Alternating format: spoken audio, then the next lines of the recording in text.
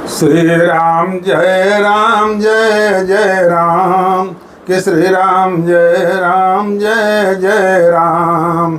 आप लोगों को सनातन धर्म में स्वागत है। 147वें देवंगा कथा मैं सुनाऊंगा। और रामायण रोज कैसे पढ़ना है, इसमें कोई बहुत बड़ी चीज़ें नहीं है। खूब आराम से स्नान ध्यान कीजिए, कपड़ा बदली कीजिए, भगवान के आसन लगाइए और लाल कपड़ा बिछाइए, टीका कीजिए और भगवान के सामने रामायण को खोलिए। आप भगवान का नाम लेकर पाठ करना शुरू कीजिए। देखिए इसमें जैसे मैं पढ़ रहा हूँ उसमें कोई खास नहीं, पढ़िए, चौपाई को पढ़िए और उसके नीचे अर्थ लिखा हुआ है, उस अर्थ को पढ़िए जिससे आपको अच्छी तरह उसको समझ में आएगा।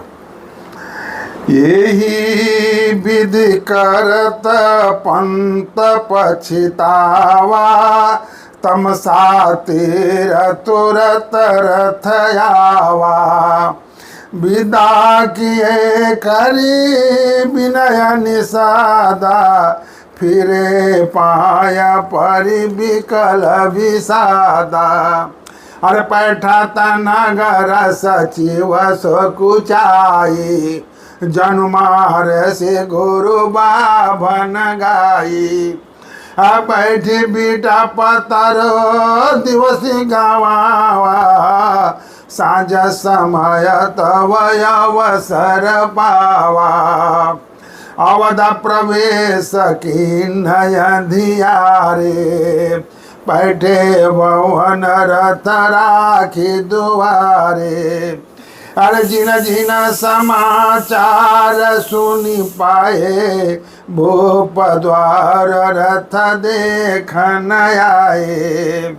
रथ पहचान विकल लखी घोरे, घराई गात जिमियात पौरे। नगर नारी नर व्याकुल कैसे, निकटत नीर मीन घन जैसे। अभी तक हमने चौपाई पढ़ा, अब देखिए दोहा पढ़ कर आपको सुनाता हूँ। सचिवया गोमन सुनत सबो, विकल भयो रनिवास। भवन भयंकर लागत ही, मानव प्रेत निवास। अभी जो हमने चौपाई पढ़ी है उसका अर्थ पढ़ के दे समझिए। सुमंत्र जी इसी प्रकार मार्ग में पछतावा कर रहे थे, इतने में ही रथ तुरंत तमसा नदी के तट पर आ पहुंचा। मंत्री ने विनय करके चारों निषादों को विदा किया। वे विषाद से व्याकुल होते हुए सुमंत्र के पैरों पड़कर लौटने लगे। भगवान राम के बन जाने के बाद सुमंत्र जी की यह दशा थी कि उनसे रथ हाँकी नहीं जा रही थी, वो रथ चल नहीं रहा था।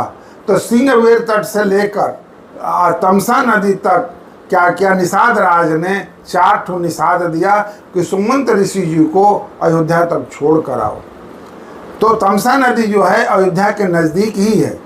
तो वहाँ पर जब उन आ गए, रथ उनकी आई सुमंत जी की, तो सुमंत जी ने चारों निषादों को बोला कि आप लोग वापस चले जाओ, हम यहाँ से चले जाएंगे। वो चारों निषाद व्याकुल होकर और भाव विभोर होकर सुमंत जी के पैरों में लौटे और सुमंत जी वहीं पर बैठ गए। वो चारों निषाद को विदा करके दिन को गंवाने लगे कि मैंने दिन कब खत्म हो, अंधेरा हो, रात हो, तब हम अवधपुर में प्रवेश करें। नगर में प्रवेश करते मंत्री ग्लानि कारण ऐसे संकुचाते हैं मानो गुरु ब्राह्मण या गौ मार कर आए हों। सारा दिन एक पेड़ के नीचे बैठकर बिताया। जब संध्या हुई तो मौका मिला, अंधेरा होने पर उन्होंने अयोध्या में प्रवेश किया और रथ को दरवाजे पर खड़े करके चुपके से महल में घुस गए। वो किसी को पता न लगे कि सुमंत जी वापस आ गए हैं। रथ को वहीं के वहीं जैसे छोड़ दिया उन्होंने, ना घोड़ा को खोला ना कुछ छोड़ा और चुपचाप वो अंदर घुस गए। जिन जिन लोगों ने यह समाचार सुन पाया वे सभी रथ देखने को द्वार पर आ गए। उनके मन में अभी भी लालसा यह थी कहीं भगवान राम लक्ष्मण सीता वापस लौट कर आ गए हों। रथ को पहचान कर और घोड़े को व्याकुल देखकर उनके शरीर ऐसे गले जा रहे हैं, क्षीण हो रहे हैं, शक्तिहीन हो रहे हैं, जैसे घाम में ओले नगर के स्त्री पुरुष जैसे व्याकुल होते हैं। जैसे धूप के समय जब ओले पड़ जाते हैं, धूप निकलता है तो ओला पिघलने लगता है, वैसे ही सबके शरीर व्याकुल होकर पिघल रहे हैं। जैसे जल के घटने पर मछलियां व्याकुल। क्या कहते हैं? सचियो आगमन सुनत सब विकल भयो निवास, भयो भयंकर लागते मानो प्रेत निवास। ऐसा लग रहा है कि पूरा भवन जो है प्रेतों का निवास है। मंत्री अकेले ही आना सुनकर सारा निवास व्याकुल हो गया। राजमहल को ऐसा भयानक लगा मानो प्रेतों का निवास, श्मशान। जय श्री